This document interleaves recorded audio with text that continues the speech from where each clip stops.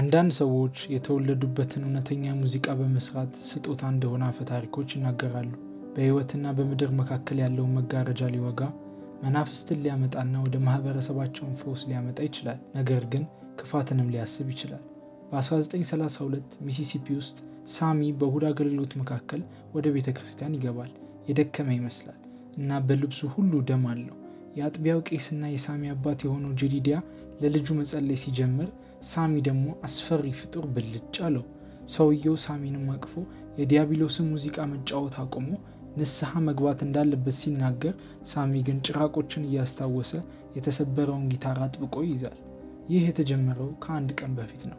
መንትያ ወንድማማቾች ስሞክ እና ስታክ በሰራዊቱ ውስጥ ለዓመታት ካሳለፉ በኋላ ከዚያም በቺካጎ ለህዝቡ ሲሰሩ ወደ ቤታቸው ተመለሱ። ከወንበዴዎች ለሰረቁት ገንዘብ ምስጋና ይግባውና አሮጌ የእንጨት መሰንጠቂያ ህንፃና መሬቱን ከቀደመው የኩስ ክላስ ክላን አባል ከሆነው ከሆጉድ ገዙ። ወንድማማቾቹም ሆጉድን ወይም ማንኛውም የክላኑን ጓዶች በአዲሱ ንብረታቸው አጠገብ ካዩ በቦታው እንደሚገሏቸውም ያስጠነቅቃሉ። ሆጉድ እየሳቀ ከአሁን በኋላ ክላን እንደሌለ አረጋግጦላቸዋል። ይህ በእንዲህ እንዳለ ሳሚ ጊታሩን በቤተ ክርስቲያን ውስጥ አገኘውና ጄዲዲያ ወደዚያው እንዳመጣው ነገረው። ምክንያቱም ልጁ ነገ በስብከቱ እንዲረዳው ይፈልጋል። ጄዲዲያ ሳሚን ለፈተና እንዳይወድቅ ለማስታወስ የመጽሐፍ ቅዱስ ክፍል እንዲያነብ አደረገው። ነገር ግን ሳሚ መሄድ ይፈልጋል። ስራውን ጨርሷልና አሁን ማረፍ ይፈልጋል። የተናደደው ጄዲዲያ ልጁን ከእግዚአብሔር ጋር ከመሆን ይልቅ ለሰካራሞች ሙዚቃ መጫወትን ትመርጣለህ ብሎ ወቀሰው እና ይህ የዲያብሎስ ትኩረትንም እንደሚስብ አስጠነቀቀው። በዚያን ጊዜ መንትዮቹ ሳሚን ለመውሰድ መጡ። የአጎታቸው ልጅ መሆኑንም ገለጹ። መንትዮቹ ቀደም ብለው የደበቁትን መኪና ለማግኘት ሶስቱም አንድ ላይ ሆነው ወደ ጫካ ሄዱ። ከኋላ አንድ እባብ አለ፣ ነገር ግን በፍጥነት በቢላ ገደሉት። ከዚያም ስሞክ መኪናውን ወደ ከተማ እየነዳ ለአንዲት ወጣት ልጅ በቀድሞ ጓደኛው ቦ እና በሚስቱ ግሬስ ባለቤትነት ወደ ተያዘው ግሮሰሪ ከመሄዱ በፊት እንድትከታተለው ይከፍላታል። ስሞክ እና ወንድሙ የጁክ ጆይንት እንደሚከፍቱ ገልጿል። ስለዚህ መደብሩ የምግብ አቅራቢያቸው እንዲሆንና አንዳንድ ምልክቶችን እንዲያደርግ ያስፈልጋል። በድንገት ስሞክ የጭነት መኪናውን ድምፅ ሰምቶ የአልኮል ቆሻሻውን ለመስረቅ የሚሞክሩ ሁለት ሰዎችን ለማግኘት ወጣ። አንዱን ወንድ በቡጢ ሌላውን ደግሞ እግሩን ይጎዳዋል። በከተማ ውስጥ ያሉ ሁሉም ሰዎች የመንትዮቹን አደገኛ ስም ስለሚያውቁ ዘራፊዎቹ ተኳሹ ማን እንደሆኑ ሲያዩ በድርጊታቸው በፍጥነት ይጸጸታሉ። ይህ በእንዲህ እንዳለ ስታክ ሴትን እንዴት ማስደሰት እንዳለበት ለሳሚ ቆሻሻ ምክር እየሰጠ መኪናውን ነዳ። ሳሚ የመንትዮቹ አባት እንዴት እንደሞተ ለማወቅ የበለጠ ፍላጎት አለው፣ ምክንያቱም እሱ አሁን ለመረዳት በቂ እድሜ ስላለው። ስታክ አባቱ ተሳዳቢ እንደነበርና አንድ ቀን እንደመታው ገልጿል። ስታክም ከእንቅልፉ ሲነቃ ስሞክ አባታቸውን አቃጥሎ እየገደለ ነበር። ስታክ የአባቱን ጊታር ለሳሚ ሰጠው፣ እሱም በዘፈን አመሰገነው። በመጨረሻም ስሊም ሃርሞኒካ ወደሚጫወትበት ባቡር ጣቢያ ደረሱ። ስታክ በመገጣጠሚያው ላይ እንዲጫወት ይፈልጋል፣ ነገር ግን ስሊም ቀድሞውኑ ስራ እንዳለው በመግለጽ ፈቃደኛ አልሆነም። እሱ የአልኮል ሱሰኛ መሆኑን በመገንዘብ ተጨማሪ ገንዘብና የሚጠጣውን የአየርላንድ ቢራ ሲቀርብለት ሀሳቡን ይለውጣል። ከዚያም ስሊም እና ሳሚ አብረው ሲጫወቱ ስታክ ዛሬ ማታ ጆይንት መክፈቱን ለህዝቡ ሲናገር የቀድሞ ፍቅረኛውን ሜሪን ከሩቅ ስትመለከት አያዩ። ከዝግጅቱ በኋላም ፐርሊን ከሳሚ ጋር እየተሽኮረመመች ታወራለች። እሷም ማግባቷን ታብራራለታለች። ዘፋኝ ስለሆነችም ሳሚ ዛሬ ማታ ትርኢቱን እንድትቀላቀል ጠየቃት። ሜሪ እናቷ ሁል ጊዜ መንትዮቹን በደንብ እንደምትንከባከብ በማሰብ ያለምንም ቃል በመጥፋቱና አበባዎቹንም ወደ እናቷ የቀብር ስነስርዓት ስላላከ ልትወቅሰው ወደ ስታክ ቀረበች። ስታክ ደህንነቷ ለመጠበቅ ሲል ተዋት። ደንታ እንደሌላትም አስመስላ ሄደች። ሶስቱ ሰዎች መኪና ውስጥ ገብተው አንዳንድ እስረኞች በመንገድ ዳር ሲሰሩ አዩ። ስሊም ያውቃቸዋል እና ለአዲሶቹ ጓደኞቹ በእስር ቤት የተወሰነ ጊዜ እንዳሳለፈ አምኗል። ውሎ አዳሩ የበቆሎ እንጀራ ለመመልመል በጥጥ ማሳዎች ይቆማሉ። እሱም በአሁን ስር ለመስራት ተስማምቷል። ወደ ስሞክ ተመልሶ የልጁን መቃብር ጎበኘና አንዳንድ አበቦችን ያስቀምጣል። ከዚያም ከቀድሞ ሚስቱ አኒ ጋር ይነጋገራል።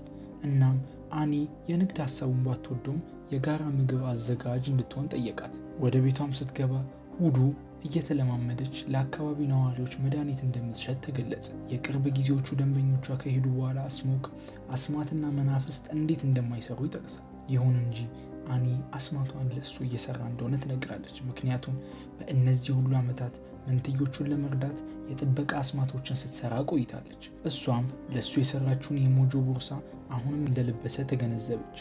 ስሞክ እንደናፈቃትና አሁንም እንደሚወዳት አምኗል። ስለዚህ አብረው ጊዜ ያሳልፋሉ። ከሰዓታት በኋላም ሬሚክ የተባለ የሚቃጠል አይሪሽ ስደተኛ በአካባቢው ወዳለው ጎጆ ሮጦ እርዳታ ጠየቀ። የቶክታው ጎሳ ሊገለው እየሞከረ ጆን እና በርት እያለቀሰ ተንበርክኮ ሲጠይቃቸው ሽጉጣቸውን ወደሱ አመለከቱ። በቤቱ ውስጥ የክላን ዩኒፎርም ከተመለከተ በኋላም ለጥንዶቹ እንዲያስገቡት አንዳንድ የወርቅ ሳንቲሞችን አቀረበ። ከትንሽ ቆይታ በኋላ ቶክታውም በጣም አደገኛ ነው በማለት ስለ ሬሚክ ለመጠየቅ ወደ ቤቱ መጡ። ጆን ማንንም እንዳላየች ነገረቻቸውና በሩን ዘጋችው። ቶክታው ከሄደ በኋላ ጆን ባሏን ፈለገችና ሬሚክ በደሙ ተሸፍኖ ሳለ አንገቱ ላይ ትልቅ ቁስል ይዞ መሬት ላይ ራሱን ስቶ አገኘችው። በድንገት በርት ከእንቅልፉ ሲነቃ አይኖቹ የተለያዩ ናቸው። ሬሚክ ቫምፓየር ነው እና እሱን ለማስተላለፍ በርት ላይ ጥቃት ሰነዘረ። ጆን በፍርሃት ጮኸች። በዚያም ምሽት የጁክ ጆይንት ተከፍቶ ሁሉም ሰው ጥሩ ጊዜ እያሳለፈ ነው። ስሞክ ስታክ ሰዎች በእጽዋት ክሬዲት እንዲከፍሉ መፍቀዱን ሲያውቅ ተናደደ። አብዛኛውን የቺካጎ ገንዘባቸውን እንደተጠቀሙና ነፃ ገንዘብ መግዛት እንደማይችሉ ጠቁሟል። ስታክ እና ኤኒ ህጎቹን ትንሽ ለማጣመም ፈቃደኛ ከሆኑ ቦታው ተወዳጅ እንደሚሆንና ብዙ ሰዎች ትክክለኛ ገንዘብ ይዘው እንደሚመጡ አሳምነውታል። ሜሪ ወደ ጆይንቱ ለመግባት ስትሞክር ኮርንብሬድ የተባለ ሰው መንገዷን ዘጋው። ነገር ግን የድሮ የልጅነት ጓደኛ መሆኗን ሲያውቅ እንድታልፍ ፈቀደላት። ሳሚ እንዳያት የአጎቶቿን ልጆች እዚያ እንደማይፈልጓት ስለሚያውቅ ሊያባራት ሞከረ። ነገር ግን ሜሪ ማስጠንቀቂያውን ችላ በማለት መጠጣት ወደ ባሩ ወሰደችው። ነጭ ስለምትመስል ለምን እዚህ እንድትቆይ እንደተፈቀደላት ጠየቃት። ስለዚህ አያቷ ግማሽ ጥቁር እንደነበሩ ገለጸች። እናቷ መንትዮቹ እንደራሷ እንዳጠባቻቸው ታካፍላለች። ንግግሩ በስሞክ ተቋርጧል። እናቷ በህይወት እያለች ብዙ አበቦችን እንደላኩ ተናገረ። ስሞክ ሜሪን ለመልቀቅ የሚሞክርና እንድትከፍላት ያቀረበውን ስታክን ያስጠነቅቃል። ገንዘቡን ለመውሰድ ፈቃደኛ አልሆነች እና ክርክር ተፈጠረ። ስታክ አሁንም እንደሚወዳት አምኖ ጨርሷል። ነገር ግን እሷን ለመጠበቅ ከእሷ ጋር አይሆንም። በእንባ ጥሏትም ይሄዳል። እስሊም ሌሊቱን ሙሉ ፒያኖ ሲለማመድ ቆይቷልና አሁን የመጀመሪያ ጨዋታውን ለማድረግ ተራው ደርሷል። የሳሚም ተሰጥኦ በጣም ኃይለኛ ከመሆኑ የተነሳ ዳንሰኞችን የሚወክሉ መናፍስት ፓርቲውን ይቀላቀላሉ። ካለቀ በኋላም ሳሚ ፐርሊንን ለብቻ ለማግኘት ወደ አንድ የግል ክፍል ወሰዳት። ሙዚቃውም የሬሚክ በርት እና ጆንን ትኩረት አግኝቷል። እነሱም አሁን ቫምፓየር ናቸው። ወደ ጆይንት ለመግባት ሲሞክሩ ኮርንብሬድ የተባለው ግለሰብ ያግዳቸዋል እና ብዙም ሳይቆይ መንትዮቹ ምን እየተፈጠረ ነው በማለት ለማየት መጡ። ሬሚክ የሚጫወቱበት ቦታ የሚፈልጉ ሙዚቀኞች ብቻ እንደሆኑ ተናግሯል። ነገር ግን መንትዮቹ የጁክ ጆይንት አይነት ሙዚቃ አይደለም ብለው ያስባሉ። ይህም ሶስቱን ሰዎች እንዲወጡ አድርጓል። ከዚያም በኋላ ስሞክ ለሳሚ እቤት ውስጥ መቆየትና የቤተ ክርስቲያን ሙዚቃ መጫወት እንዳለበት ነገረው። ምክንያቱም ደህንነቱ የተጠበቀ ነው። ሳሚ የተሻለ ህይወት ለማግኘት ሰፈሩን እንደሚለቅ ሲናገር በሽጉጥ አስፈራርቶታል። ሆኖም ሳሚ ወስኗል እና ስሞክ ሽጉጡን ማስቀመጥ አለበት። ይህ በእንዲህ እንዳለ ስታክ ሁሉም ሰው በእርሻ ክሬዲት ስለከፈለ ገንዘብ እያጡ እንደሆነ ለሜሪ ነግራታል። ሜሪ ሶስቱ ሙዚቀኞች በእውነት ገንዘብ እንዳላቸው ለማረጋገጥ መሄድ እንዳለባት አሳሰበች እና ስታክም ሽጉጡን አበደራት። ከህንፃው አጠገብ ሲዘፍኑ አገኘቻቸው እና ሬሚክ እንግዳ የሆኑ የወርቅ ሳንቲሞችን ከሌላ ቦታ እና ጊዜ የመጡ ናቸው በማለት አሳያት። ሆኖም የሬሚክ አይኖች ቀይ መብራት ሲጀምሩ ሜሪ ሽጉጡን አውጥታ ከእርሱ ትርቃለች። እንዲሄዱ ነገረቻቸው እና ወደ ጆይንቱ ለመመለስ ስትሞክር ሬሚክ ዘለለ። ካፍታ ቆይታ በኋላ ኮርንብሬድ የመጸዳጃ ቤት እረፍት ስለሚያስፈልገው መስሊምን በሩን እንዲመለከት ለቆ ወጣ። ኮርንብሬድ በጫካ ውስጥ እያለ አንድ ሰው ስሙን ሲያንሾካሹክ ይሰማል። ሜሪ ፐርሊንን ከሳሚ ጋር ስታቀርብ ለማየት በሰዓቱ ወደ ጆይንቱ ተመለሰች። ለስታክ አንዳንድ የወርቅ ሳንቲሞች ሰጠችውና ሳመችው። ስታክም በፍጥነት ወደ ኋላ ይጎትታታል። ነገር ግን ሜሪ ለብቻቸው ጊዜ ለማግኘት ወደ አንድ የግል ክፍል እንዲሄድ አሳመነችው። መሳሳም ስታክን በጣም ትኩረቱን እንዲከፋፈል ስላደረገው በትከሻዋ ላይ ያለውን ቁስልም አላየም። በተመሳሳይ ጊዜ ስሞክ ወደ ቁማር ክፍል ይሮጣል። ምክንያቱም አንድ ሰው እየተጣላ ነው። ሌሎች ተጫዋቾችንም ለመቁረጥ ምላጭ ይጠቀማል። ስሞክ ሲመጣም በቀላሉ ያሸንፈዋል። ኪሱን ሲፈትሹም ዳይስ ያገኛሉ። ሌሎቹ ተጫዋቾች አጭበርባሪውን መምታት ቀጠሉና ስሞክ ሁኔታውን አንድ ላይ ማስተናገድ እንዲችሉ ስታክን ለማግኘት ሳሚን ላከ።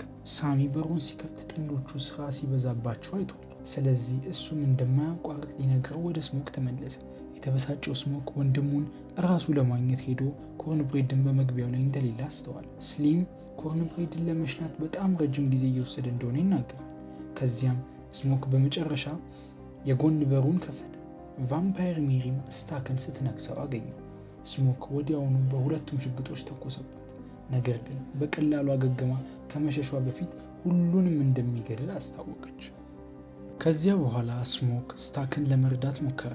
ነገር ግን ቁስሉ በጣም ጥልቅ ነውና በወንድሙ እቅፍ ውስጥ ሞተ። ስሊም ሁሉንም እንግዶች ሲያስወጣ አኒ ገላውን ወደ ውጭ ትተው ሁሉም በሮች መቆለፍ እንዳለባቸው ለስሞክ ነገረችው። እሱ ግን ፈቃደኛ አልሆነም። ይልቁኑ ሰውነታቸውን በጎን ክፍል ውስጥ ይቆልፋሉ። በዚያም ጊዜ ኮርንብሬድ ተመልሶ ወደ ህንፃው ለመግባት ይሞክራል። አኒ ተጠራጠረች። ለምን ግብዣ እንደሚያስፈልገው ለማስረዳት ፈቃደኛ ባለመሆኑ ቫምፓየር ነው ብላ ከሰሰችው። ኮርንብሬድ ተናዶ ከመሄዱ በፊት ገንዘቡን ጠየቀ። ነገር ግን ስሞክ ሊከፍለው ሲል ኮርንብሬድ የቫምፓየር ፊቱን አሳይቶ አውጥቶ ለመንከስ ተዘጋጅቷል። ኮርንብሬድ ወዲያውኑ ፊቱ ላይ በጥይት ይመታል። ነገር ግን ምንም አያደርገውም። ኮርንብሬድ እንደገና ለማጥቃት ሲሞክር ስሞክ ወደ ውስጥ ተመልሶ ሮጦ በሩን ቆልፎታል። በዚያን ጊዜ ስታክ የጎን ክፍሉን በር አንኳኳ እና ቀዳዳ ለመስራት በቢላው ወጋ። ስታክ ደህና እንደሆነ ይምላል። ነገር ግን አኒ ይህ ፍጡር ካሁን በኋላ ወንድሙ እንዳልሆነ ስታክም እንደሞተ ለስሞክ ታስታውሳለች። በድንገት ስሞክ በሩን ሰበረ። በሂደቱ ውስጥ ሳሚን ገጠመው። አኒ የተከተፈ ነጭ ሽንኩርት ጭማቂ ፊቱ ላይ ወረወረች። ክፉኛ ስለጎዳውም ሸሸ። ስሞክ ሳሚ ሲረዳ ግሬስ መኪናውን ለመውሰድ የመጣውን ባሏን ማግኘት እንደምትፈልግ ተናገረች። ሆኖም አኒ ፀሐይ እስከትወጣ ድረስ እንድትቆይ አሳመነቻት። ከዚያም ለቡድኑ የጦር መሳሪያዎች ማዘጋጀት እንዲችሉ ስለ ቫምፓየር አፈ ታሪክ ሁሉንም ነገር ትናገራለች። እነዚህ ፍጥረቶች ሊገደሉ የሚችሉት በነጭ ሽንኩርት፣ በእንጨት፣ በተቀደሰ ውሃ፣ በብርና በፀሐይ ብቻ ነው። ማሰሮችን በነጭ ሽንኩርት በመሙላትና የወንበር እግሮችን ወደ እንጨት በመቀየር ይጀምራሉ። ሳሚ ግን ሙዚቃቸውን ይህን አድርጓል ወይ ብሎ ያስባል። በድብቅም አኒ ከተቀየረች ነፃ እንዲያወጣት ለስሞክ ቃል ገብታለች። ከዚያ በኋላ ቡድኑ የሞተ እንግዳ ከህንፃው ጎትተው አውጥተው ከዚያም በኋላ ቡድኑ የሞተ እንግዳ በጓሮ ውስጥ አገኘ። ሳሚና ስሞክ አስክሬኑን ከህንፃው ጎትተው አውጥተው ሬሚክ ብዙ ሰዎችን እንደለወጠ አወቁ። አሁን እየዘፈነ በዙሪያውም እየጨፈሩና መሳሪያ እየተጫወቱ ነው። ሁሉም ወደ ውስጥ በፍጥነት ይመለሳሉ። እናም አኒ አሁንም ሰው መሆናቸውን ለማረጋገጥ ሁሉም ሰው ነጭ ሽንኩርት እንዲበላ ታደርጋለች። ፐርሊን ስታማርር ስሞክ እንድትበላ በማስገደድ በሽጉጥ ያስፈራራታል። ስሊም ነጭ ሽንኩርቱን ይበላልና ጠንካራ ምላሽ አለው። ነገር ግን ዛሬ ማታ የሰከረው ከአልኮል ብቻ ነው። በዚያን ጊዜ አንድ እንግዳ በሩን ያንኳኳል። እናም እንዲገባ ጠየቀ። ስሞክ በሩን በሚከፍትበት ጊዜ ሰውየውም ቀድሞውኑ በኮርንብሬድ እየተበላ ነው። ከዚያም ቦ ወደ በሩ ወጥቶ መኪናውን ለመሄድ ዝግጁ መሆኑን ለግሬስ ነገር ስታመነታ ወደ ውስጥ እንዲገባ ይጠይቃታል። ቡድኑም አያምነውም እና ንግግሩ የተቋረጠው ሬሚክ ሲሆን ጥቁሮቹን በተዋቸው ዓለም ውስጥ አዲስ ህይወት ለመጀመር የሚያስፈልጋቸውን እርዳታ ነው ብሏል። በከተማ ውስጥ የግሬስን ሴት ልጅ ሊያጠቃው ሲያስፈራራ እሷ ትጮኻለች። ሬሚክ በተጨማሪም የሳሚ ተሰጥኦ ብዙ ቫምፓየሮችን እንዲስቡ እንደሚፈልግ ተናግሯል። እናም ሳሚ ከሱ ጋር ከመጣ ቡድኑን እንደሚያኖር ተናግሯል። ግን ስሞክ የአጎቱ ልጅ እንዲንቀሳቀስ አልፈልግም። ብዙ ቫምፓየሮች ወደ ህንፃው ሲቀርቡ ሬሚክ ሆጉድ መንትዮቹን እንዳታለላቸው ገለጸ። ክላናቸው አሁንም እየሰራ ነው እና ሆጉድም ያንን ንብረት በመሸጥ ሁሉንም የአካባቢውን ጥቁር ሰዎች በቀላሉ ለመግደል በአንድ ቦታ ያሰባስባል። ስታክና ሜሪ ጓደኞቻቸውን የሬሚክን አቅርቦት ወስደው ቫምፓየሮች እንዲሆኑ ይፈልጋሉ። በዚህ መንገድ ራሳቸውን ከክላን መከላከልና በመጨረሻም እውነተኛ ነፃነት አላቸው። ቡድኑ ስምምነቱን ውድቅ አድርጎ በሩን ዘጋ። ነገር ግን ግሬስ ስለ ሴት ልጇ ማሰብ ማቆም አልቻለችም እና እንዴት መቀጠል እንዳለባት ክርክር ተፈጠረ።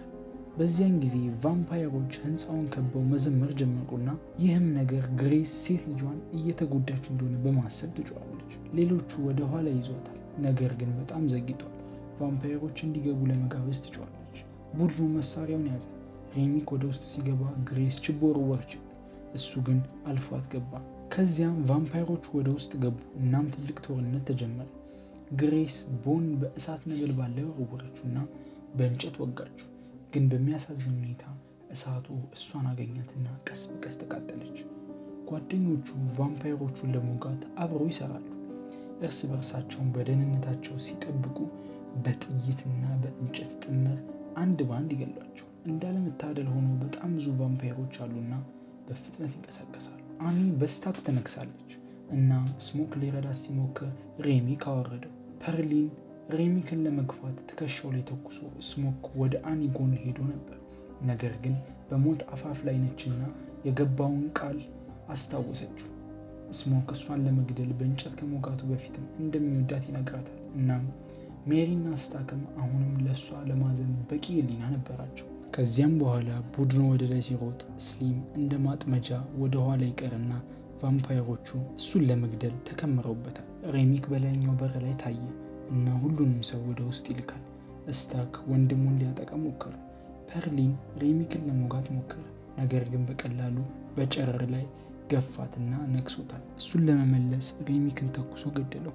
ሳሚ ወደ ፐርሊን ለመቅረብ ይሞክራል፣ ነገር ግን በቅርቡ እንደምትለወጥ ታውቃለችና እንዲሄድ አደረገችው። በላይኛው በር ላይ በመዝለል ሳሚም ከህንፃው ቢያመልጥም በሂደቱ እግሩ ይጎዳል። እየተንከባለለ ሲሄድ ሬሚክም ከህንፃው ዘሎ ከኋላ አስገረመው። ቫምፓየር ፊቱን ቆርጦ ወደ ሐይቁ እንዲወድቅ ያደርገዋል። ሬሚክ ሳሚን ለመንከስ ተዘጋጅቷል፣ ነገር ግን ልጁ መጸለይ ሲጀምር አመነታ። ሌሎቹ ቫምፓየሮችም ሲጸልዩ በዙሪያቸው ይሰባሰባሉ። ስለዚህ ሬሚክም ተበሳጨና በሃይማኖት ላይ እየተናደዱ ሳሚ በሐይቁ ውስጥ ማስደንገጥ ጀመረ። ሁለቱም በጣም ግትር ናቸውና ተስፋ መቁረጥ እምቢ አሉ። በመጨረሻም ስታክ ስሞክን መሬት ላይ ለመጣል ችሏል፣ ነገር ግን ሊነክሰው ሲሞክር ማድረግ አልቻለም። ስሞክ ስታክን ስላልጠበቀው ይቅርታ ይጠይቀዋል። ስታክ እንዳያዝን ሲጠይቀው እየቀዘቀዘ ለመረከብ እድሉን ይጠቀማል እና ድርሻም ይይዛል። በሐይቁ ላይ ሳሚ ትኩረቱን ጊታሩን ለመያዝና በሬሚክ ጭንቅላት ላይ ለመስበር ይጠቀምበታል። ይህም ሁሉም ቫምፓየሮች በህመም ውስጥ እንዲወድቁ ያደርጋል። የጊታር ቁራጩን ከጭንቅላቱ ላይ ካስወገደ በኋላ እንደገና ለማጥቃት ተዘጋጅቷል፣ ነገር ግን በድንገት በስሞክ እንጨት ተወጋ። በዚያን ጊዜ ፀሐይ ትወጣለች፣ እናም ሁሉም ቫምፓየሮች ቀስ ብለው ይቃጠላሉ። ሬሚክ በትንሽ የእሳት ነበልባል ውስጥ የሄደው የመጨረሻው ቫምፓየር ነው። ከዚያም በኋላ ስሞክ በክላኑ ከመታየቱ በፊት ሳሚን በመኪና ውስጥ እንዲሄድ አደረገው። ሳሚ ቤተ ክርስቲያኑ ሲደርስ ስሞክ ደግሞ የሚያገኛቸውን ሽጉጦች ሁሉ ይሰበስባል። ብዙም ሳይቆይ ሆጉድ ከክላን ሰዎቹ ጋር ስብስብ ብሎ ብቅ አለ። በሮቹ ተቆልፈው አገኙት። ስሞክ ከጫካው ላይ ተኩስ ከፍቶ መተኮሱን ለመቆጠል ከመውጣቱ በፊት ግማሹን ገደለ።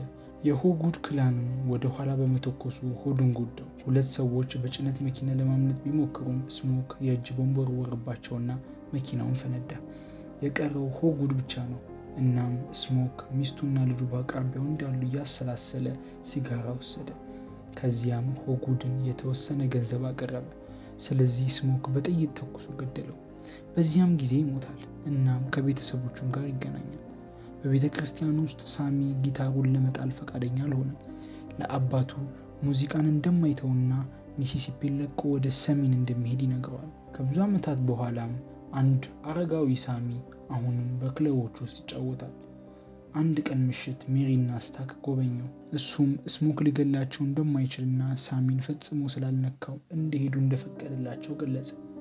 ጥንዶቹ ሳሚ ብዙ እንዳልቀረውና ሙዚቃ መስራቱን እንዲቀጥል ሊያዞረው እንደሚችል ይነግሩታል። ሳሚ የዓለም ነገር ስለበቃው ውድቅ አደረጋቸው፣ ነገር ግን አንድ የመጨረሻ ዘፈን ሊጫወትላቸው ተስማሙ። ከጦርነቱ በፊት የነበረው አፈጻጸም የህይወቱ ምርጥ ቀን እንደሆነ አምኗል።